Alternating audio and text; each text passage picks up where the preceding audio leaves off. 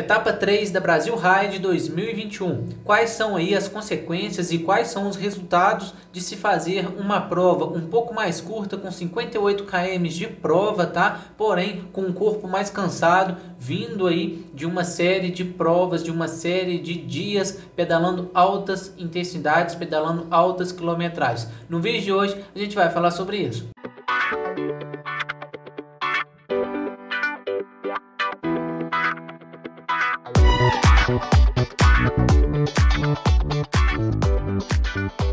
Fala entusiastas, eu sou Leonardo Silva, assim como vocês, um grande entusiasta da bike, e nesse vídeo vou falar a respeito aí da terceira etapa da Brasil Ride. Gente, uma prova assim não muito longa, em torno aí de 58 km, tá? Com mais ou menos ali 1.350 metros de altimetria. Não é uma prova muito longa, porém encontraram algumas subidas aí. Teve atleta fechando a prova aí em torno de 2 horas e 30 minutos, tá? Ou seja, uma prova talvez um pouco mais curta em comparação com a outra etapa, por exemplo, a etapa de ontem, que teve um pouco mais de 130 km de prova. O que pode se observar? Nessa terceira etapa já tivemos aí uma região um pouco mais úmida, tá? Os atletas passando em regiões mais úmidas, isso aí ocasiona mais escorregamento, tá? Os atletas têm que andar com mais atenção, têm que fazer aí a pedalada deles com mais eficiência, sem errar tanto, tá?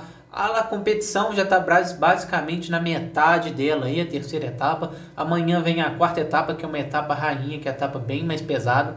Mas enfim, essa terceira etapa a gente pode observar que é uma etapa muito forte e os atletas talvez aí encontrem um pouco de dificuldade nessa etapa, porque nela aí tem grandes subidas, as subidas são muito inclinadas nessa prova. Tem a subida das 7 curvas, que é uma subida um pouco mais pesada, em que os atletas ali fazem um zigue-zague, passando 7 vezes, curvando 7 vezes. É uma subida característica dessa prova e os atletas sempre se divertem nela, ou sofrem, né, na verdade. Mas enfim, é basicamente isso. O que eu gosto de prezar aqui é um seguinte detalhe: a terceira etapa, os atletas já estão cansados, fadiga muscular, provavelmente tratando aí de grandes assaduras, manutenção de bike, tá? Tem que decidir fit de bike, ou seja, só aí já foram 5 aspectos que devem ser prestados atenção nesse momento. Aí talvez, qual fit de bike, qual calibragem de suspensão usar, qual o melhor pneu utilizar. Para esses atletas, todo detalhe faz a diferença, tá? Qual isotônico tomar? Permanecer com o mesmo isotônico? Testar novo isotônico no meio de uma Brasil Ride? Ou seja, prestar atenção nesse fator. Recuperação muscular, fazer algo de novo, modificar alguma coisa, ou sempre permanecer com a mesma vertente de tratamento, sempre permanecer aí com o mesmo tratamento específico para recuperar mais rápido a musculatura. Desidratação, tivemos atletas sofrendo com desidratação na Brasil Ride.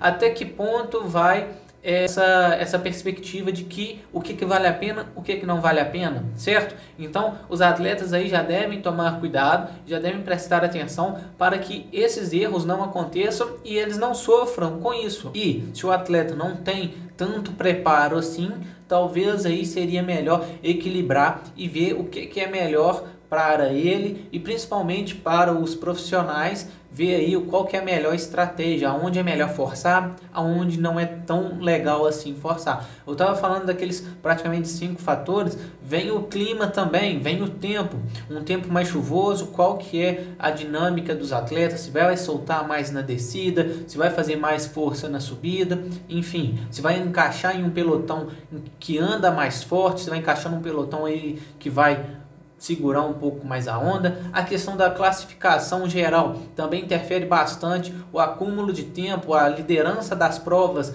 a busca pela camisa amarela, enfim, são todos esses fatores que devem ser analisados em uma competição, que devem ser tratados ali de uma forma bem profissional, principalmente para os atletas de elite, para aqueles atletas propriamente profissionais, porque dessa forma aí, ajustando, trocando essa ideia, vendo o que pode ser melhor feito, eles talvez aí consigam alcançar alguns resultados ali e ser diferenciados dos outros atletas, visto que a Brasil Ride não está aí com grandes líderes frequentes. Tivemos aí uma primeira etapa com líder, segunda etapa mudança, tá, na liderança geral, terceira etapa agora também acontecendo com mudanças na liderança geral, quarto, quinto e terceiro, quarto e quinto lugar ali com movimentações de atletas, cada hora um atleta está numa posição, ou melhor, cada hora uma dupla está numa posição. Então a gente observa aí que a Brasil Ride aí não está tendo aquela dupla constante,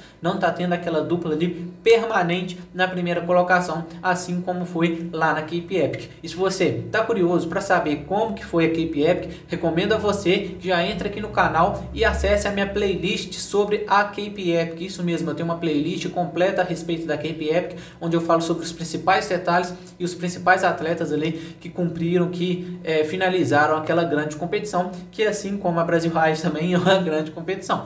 No mais, é basicamente isso, requer algumas análises, requer algumas observações, requer tratar aí os profissionais de uma maneira mais profissional possível, principalmente quando se trata de uma competição de longa distância. Nada, né? 600 km, 13 mil metros de acúmulo, tá?